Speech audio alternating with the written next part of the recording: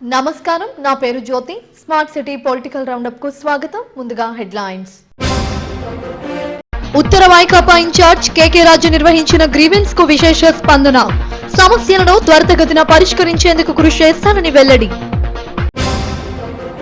నివర్ తుఫాన్ బాధిత రైతులను ఆదుకోవడంలో ప్రభుత్వం విఫలం. సీఎం మాటలే తప్ప చేతలు కనిపించడం లేదన్న మాజీ మంత్రి దేవినేని. తొలగించిన పిఎస్ఎల్ కార్మికులకు న్యాయం జరిగేలా చర్యలు తీసుకుంటాం. యాజమాన్యంతో చర్చించిన పెందుర్తి ఎమ్మెల్యే ఆదిప్ రాజ్. ఉత్తర నియోజకవర్గ వైసీపీ సమన్వయకర్త కేకే రాజు నిర్వహించిన గ్రీవెన్స్ కు వినతులు వెల్లువెత్తాయి. సీతమ్మధార పార్టీ కార్యాలయంలో జరిగిన గ్రీవెన్స్ లో పలు వార్డుల నుండి ప్రజలు కేకే రాజును నేరుగా కలిసి వినతులు సమర్పించారు. ప్రజల సమస్యలను సావధానంగా విన్న కేకే రాజు పరిష్కారానికి సత్వరమే కృషి చేస్తానని హామీ ఇచ్చారు. కొన్ని సమస్యలపై వెంటనే అధికారులతో మాట్లాడి పరిష్కరించాలని చెప్పారు.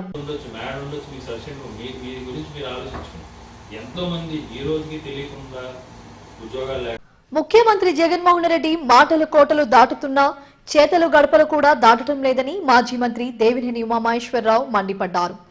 కృష్ణా జిల్లా కంచికర్ల మండలం కేసర గ్రామంలో నివర్ తుఫాను కారణంగా దెబ్బతిన్న పంటలను మాజీ ఎమ్మెల్యే సౌమ్యతో కలిసి ఆయన పరిశీలించారు. చేతకాని దద్దమ్మ మంత్రులు పంట పొలాల వద్దకు వచ్చి రైతులకు కనీసం ధైర్యం చెప్పే పరిస్థితే లేదని విమర్శించారు. ప్రభుత్వం ధాన్యం కొనుగోలు చేయకపోవడంతో దిక్కుతోచని స్థితిలో రైతుల దళారులకు అమ్ముకోవాల్సిన దుస్థితి నెలకొందని మండిపడ్డారు. రైతు భరోసా కేంద్రాల్లో సమాధానం చెప్పే నాదుడే లేడన్నారు.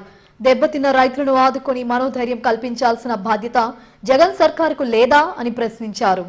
తడిసిన రంగు మారిన మొలకెత్తిన ధాన్యం కొంటారని. అయ్యా జగన్మోహన్ రెడ్డి గారు, మీ మాటలో కోటలు దాటిని చేతల గడపలు దాటలా ధాన్యం కొనే దిక్కు లేక దళారులకు అమ్ముకుంటా ఉన్నారు. 18వ తారీఖు జరిగే క్యాబినెట్ మీటింగ్లో మా ఆవిడ చెప్పింది, మా రైతు చెప్పినవి వినండి. అసమర్థ దద్దమ్మ చేతకాని మంత్రులు ఒక్కడు కూడా నోరు తెరిచేవాళ్ళు లేడు, ఒక్కడు కూడా చేలోకి వచ్చేవాళ్ళు లేడు, ఒక్కడు కూడా రైతుని ఓదార్చి ధైర్యం చెప్పేవాళ్ళు లేడు. ఈ విధంగా ప్రభుత్వం పరిస్థితుంది. శాసనసభ్యులు పంట నష్టం రాస్తున్నారు. శాలలోకి వచ్చి కనీసం ఏ చేయని ఎట్టుందని ఇంతవరకు రాలా. మాకు ఫోన్లు లేవు. మేము కౌలుదారులు అయి ఉండి పట్టాదారుల దగ్గర పాస్ పుస్తకాలు తీసుకొచ్చి ఆన్లైన్ చేయించి విజయవాడ పోయి రైతు 4 సార్లు ఆయనతో మళ్ళీ విఆర్ఓకి ఫోన్ చేయించి మరి నేను ఫలానా గారు కౌలుకి ఇచ్చామంటే ఇచ్చానని అనిపించి రాస్తే తీరా వచ్చేయాలనే ఆర్బీకే పోతే నీకు పత్తి అమ్ముకోవడానికి పని పద్ధతి అనేది లేదా. ఎందుకంటే కరం ఏంటంటే ఏం చేసాం మేం చేసామంటున్నారు. మీరు వాళ్ళకి అట్లా సమాధానం చెబుతున్నారు. తిరిగి చూపెట్టి మారుకున్నా ఇక్కడ మార్కెట్ యార్డ్ వ్యవస్థలని నిర్వీర్యం చేసి గతంలో ఊళ్ళో ఓ మాతాదు ఉండేవాడు, ఒక విఆర్ఓ ఉండేవాడు, తహసీల్దార్ వచ్చేవాడు, విలేజ్ సెక్రటరీ ఉండేవాడు. ఈ నలుగురితో వారం రోజుల్లో గ్రామాల్లో లెక్కలు వచ్చాయి. నీ లక్షలాది మంది వాలంటీర్లు ఏం చేయాలి? పిఎస్ఎల్ కంపెనీలో తొలగించిన కార్మికులను తిరిగి విధుల్లోకి తీసుకునేలా యాజమాన్యంతో చర్చించామని పెందుర్తి ఎమ్మెల్యే అన్నంరెడ్డి ఆదిప్ రాజ్ తెలిపారు. పెందుర్తి మండలం గుర్రంపాలెం గ్రామంలోని పిఎస్ఎల్ హోల్డింగ్స్ కంపెనీ ఇటీవల 14 మంది కార్మికులను విధుల నుండి తొలగించడంతో వారు ఆందోళన బాట పట్టారు. ఈ నేపథ్యంలో ఎమ్మెల్యే కంపెనీ వద్దకు చేరుకున్నారు. కార్మికులకు న్యాయం జరిగేలా యాజమాన్యంతో చర్చించారు. అనంతరం మీడియాతో మాట్లాడారు. మంత్రి ముత్తంశెట్టి శ్రీనివాసరావు లేబర్ కమిషనర్ను తీసుకువచ్చి యాజమాన్యంతో మరో సమావేశం నిర్వహించి సమస్యను కొలిక్కి తెస్తానని చెప్పారు. అయితే ఈ అంశాన్ని రాజకీయం చేసేందుకు కొందరు ప్రయత్నించడంపై మండల వైసీపీ అధ్యక్షుడు నక్కా కనకరాజు మండిపడ్డారు. పెందుర్తి మండలం గుర్రంపాలెం గ్రామంలో ఉన్నటువంటి పిఎస్ఎల్ హోల్డింగ్స్ ప్రైవేట్ లిమిటెడ్ కంపెనీ యాజమాన్యం మరి సుమారుగా 40 రోజుల క్రితం 14 మంది కార్మికుల్ని ఎటువంటి నోటీసులు ఇవ్వకుండా, ఎటువంటి సమాచారం లేకుండా వాళ్ళని విధుల నుంచి తొలగించడం జరిగింది. అయితే అప్పటి నుంచి కూడా మరి ఇక్కడ ఉన్నటువంటి తోటి కార్మికులందరూ కూడా వాళ్ళ ఉద్యోగాల్లో చేర్పించుకోవాలి అని చెప్పి మరి అందరూ కూడా ఒకరికొకరు మద్దతుగా నిలబడి మరి కంపెనీ యాజమాన్యంతో కూడా అనేక దురదృష్టం ఏంటంటే ఒక బీజేపీ అనే ఒక వ్యక్తి కొంతమంది ఇందులోనే కొంతమంది అక్కడికి ప్రెస్ మీట్కి వెళ్ళి దీన్ని రాజకీయ రంగు పులివి వాళ్ళేదో లబ్ధి చేకూర్చుకుందాం, మేము ఒడ్డు నుండి ఏదో చెప్దామనే ఉద్దేశంతో ఒక దురుద్దేశమైన అహంకారంతో నిన్న ప్రెస్ మీట్ పెట్టడం జరిగింది.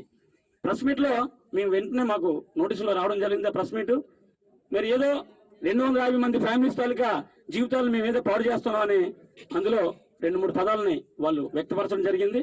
దాన్ని నేను సూటిగా చెప్తున్నాను మీకు. గౌరవ పెద్దలు, మీరు గౌరవ అధ్యక్షులుగా ఇక్కడ ఉన్నారు. ఆ వ్యక్తి పేరు కూడా గజపతిరావు గారు. మీరు ఎందుకు సార్, మీ వయసుకైనా సరే మేము గౌరవం ఇచ్చాం.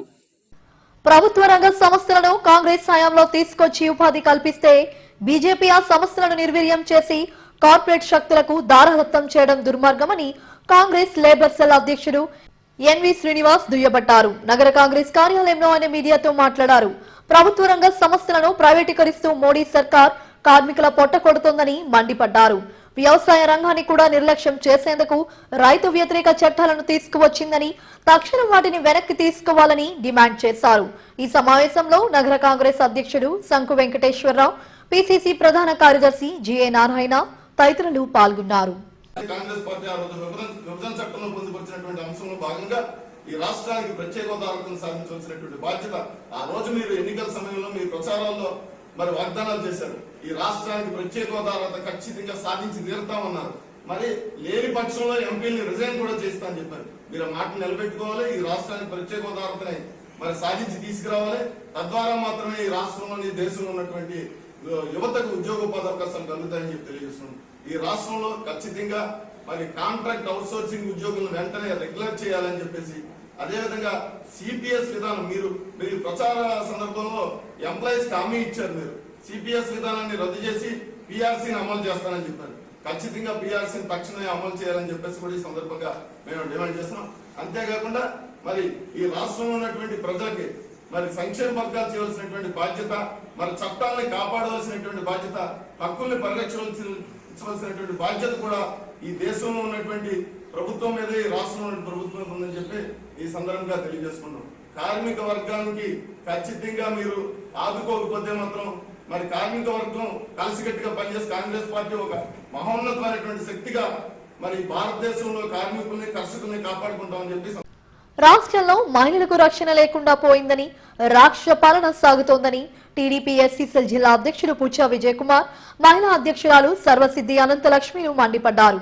పులివెందులలో ఓ దళిత మహిళను అత్యాచారం చేసిన ఘటనను ఖండిస్తూ జీవీఎంసీ గాంధీ విగ్రహం ఎదుట నిరసన చేపట్టారు. సీఎం జగన్మోహన్ రెడ్డి సొంత ఊరు పులివెందులలోనే దళిత మహిళకు రక్షణ లేకపోవడం దారుణమని మండిపడ్డారు. సొంత నియోజకవర్గంలో ఈ ఘటన జరిగినా ముఖ్యమంత్రి కనీసం స్పందించలేదని ఆగ్రహం వ్యక్తం చేశారు. మహిళా కమిషన్ చైర్పర్సన్ జగన్ కు భజన చేయడమే తప్ప మహిళల కోసం చేసిందేమీ లేదని విమర్శించారు. నిరసనలో టీడీపీ నాయకురాలు ఈతలపాక సుజాత, జి సత్యవతి తదితరులు పాల్గొన్నారు. ఈ రోజు రాష్ట్ర ప్రభుత్వంలో రాబందుల పాలన వెళ్తుందనడానికి నేడు పులివెందుల్లో నాగమ్మ అనే దళిత మహిళపై జరిగిన అత్యాచారమే నిదర్శనంగా కనిపిస్తుంది.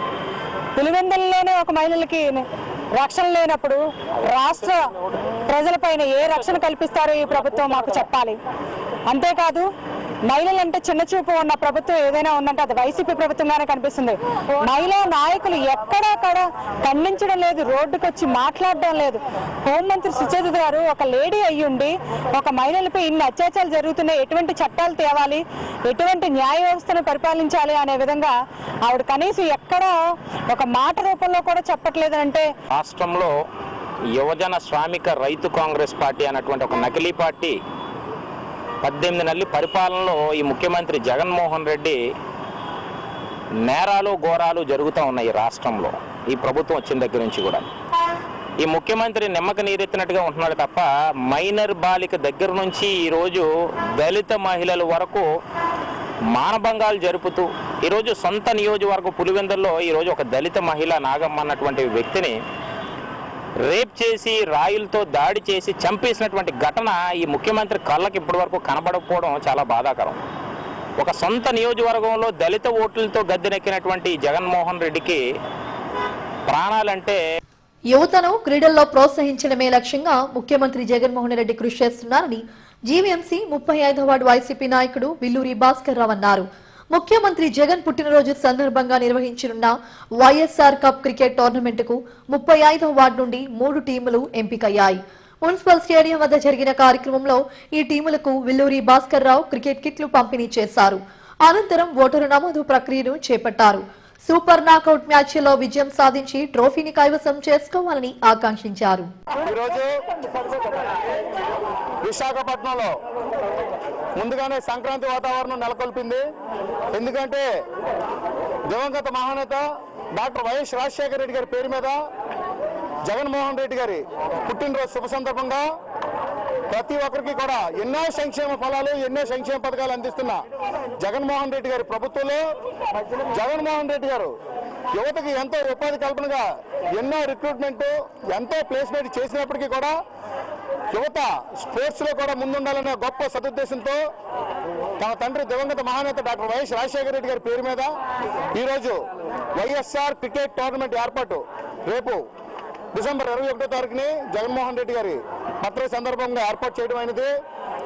అలాగే ఈ యొక్క టోర్నమెంట్ లో ప్రతి ఒక్క వార్డు నుంచి కూడా 4 టీంలు 5 టీంలు వెళ్ళి తలపడడం జరుగుతుంది. 98 వార్డుల్లోని స్పోర్టివ్ గా ఈ స్పోర్ట్స్ తలపడుతూ 98 వార్డులకి కలిపి ఈరోజు మనకి 21వ తారీఖు తర్వాత జరుగుతున్న ఈ స్పోర్ట్స్ దీంట్లో ప్రతి ఒక్కరు కూడా తలపడి 35వ వార్డుకి వైఎస్ఆర్ క్రికెట్ కప్ తీసుకురావాల్సిందిగా, ఆ కప్పుని కొట్టాలి అంటే 35వ వార్డు వైఎస్ఆర్ టీం మాత్రమే సాధ్యపడుతుందని చెప్పేసి మీ అందరికీ సభాముఖంగా తెలియజేసుకుంటూ నాకు ఈ అవకాశం ఇచ్చిన ప్రతి ఒక్కరికి పేరు పైన ధన్యవాదాలు.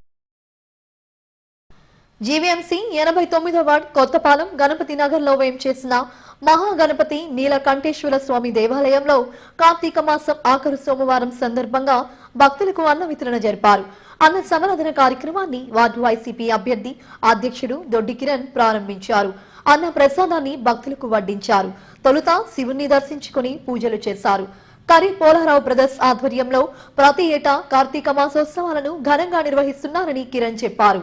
సుమారు 3000 మందికి అన్నదానం చేశారని, స్వామి కృప ప్రతి ఒక్కరిపై ఉండాలని ఆకాంక్షించారు. 89th వార్డు వైఎస్ఆర్సీపీ వార్డు అభ్యర్థి మీ దొడ్డి కిరణ్. ఈ రోజంతో శుభదినం. కార్తీక మాసం 5వ సోమవారం సందర్భంగా ఈరోజు ఇక్కడ అన్నసంతర్పణ అనేది చేయడం జరుగుతుంది. అందులో భాగంగా సుమారుగా 3000 మందికి భక్తులకు ఈరోజు అన్నసంతర్పణ కర్రి పోలరావు బ్రదర్స్ ఆధ్వర్యంలో ప్రతి సంవత్సరంలాగే ఈ సంవత్సరం కూడా బ్రహ్మాండంగా చేసి ప్రతి ఒక్కరు కూడా ఆ శివుని ఆశీస్సులు ప్రతి ఇంటి మీద, ప్రతి మనిషి మీద, ప్రతి కుటుంబం మీద ఉండాలని చెప్పేసి మనస్ఫూర్తిగా కోరుకుంటూ ప్రతి సంవత్సరం మాదిరిగా ఈ సంవత్సరం కూడా బ్రహ్మాండంగా ఈ అన్నసంతర్పణ కార్యక్రమం చేస్తున్న ప్రతి ఒక్కరికి కూడా నా హృదయపూర్వక ధన్యవాదాలు తెలియజేసుకుంటున్నాను. జీవీఎంసీ 65వ వార్డు రాజీవ్ మార్గ్ లో వేంచేసిన ఉమా రామలింగేశ్వర స్వామి ఆలయంలో కార్తీక మాసం ఆఖరు సోమవారం సందర్భంగా ప్రత్యేక పూజలు నిర్వహించారు. 76వ వార్డు వైసీపీ అభ్యర్థి దొడ్డి రమణ, సంతోషి కుమారి దంపతులు స్వామికి అన్నాభిషేకం చేశారు. అనంతరం భక్తులకు అన్న ప్రసాదాన్ని పంపిణీ చేశారు. ప్రతి ఏటా కార్తీక మాసోత్సవాలను ఈ ఆలయంలో ఘనంగా నిర్వహిస్తున్నామని దొడ్డి రమణ తెలిపారు. స్వామి కృప ప్రజలందరిపై ఉండాలని ఆకాంక్షించారు. ఈ కార్యక్రమంలో వైసీపీ అభ్యర్థులు మహమ్మద్ ఇమ్రాన్, షౌకత్ అలీ, తుమ్మపాల తాతారావు తదితరులు పాల్గొన్నారు. ధన్యవాదాలు చేసి ఆ ఉమారామలింగేశ్వర ఆలయం అందరూ కూడా ఉమారామలింగేశ్వర స్వామి నిండి నూనెలు వస్తాయి. సౌభాగ్యంతో ఉండే వచ్చే సంవత్సరం కూడా అందరూ కూడా ఆరోగ్యంగా ఇంకా బాగా తెచ్చుకోవాలని కోరుకుంటున్నాం. నేటి పోటీ ప్రపంచంలో కంప్యూటర్ పరిజ్ఞానం, ఇంగ్లీష్ పై పట్టు అవసరమని బీజేపీ గాజువాక కన్వీనర్ కానంరెడ్డి నరసింహరావు అన్నారు. కల్చర్ ఫౌండేషన్ ఆధ్వర్యంలో పెదగంట్యాల ప్రాథమిక పాఠశాలలో ఏర్పాటు చేసిన ఉచిత కంప్యూటర్ స్పోకెన్ ఇంగ్లీష్ తరగతులను ఆయన ప్రారంభించారు. 5 ఏళ్లుగా ఫౌండేషన్ ఆధ్వర్యంలో సేవా కార్యక్రమాలు నిర్వహిస్తున్నారని అభినందించారు. ఈ కార్యక్రమంలో ఫౌండేషన్ కార్యదర్శి పేర్ల అప్పారావు, ఋషి సేవా సంస్థ ప్రతినిధి చిక్కా సత్యనారాయణ తదితరులు పాల్గొన్నారు. ఇంటర్నెట్ ద్వారా మన కంప్యూటర్ ద్వారానే ఉంటుంది.